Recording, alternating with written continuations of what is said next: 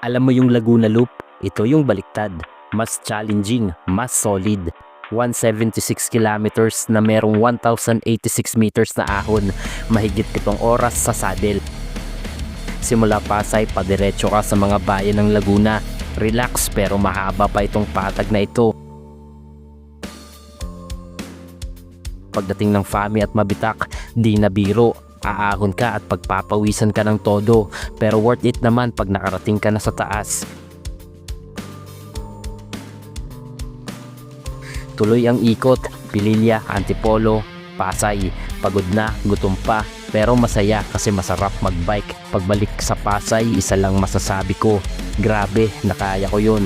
Di ka rin ba sa ganitong klaseng loop, ang reverse Laguna Loop? Save mo to at subukan mo na rin, at kung nagawa mo na, share mo naman yung Strava mo sa comment section. Ride safe mga kabiyahe, kita tayo sa daan.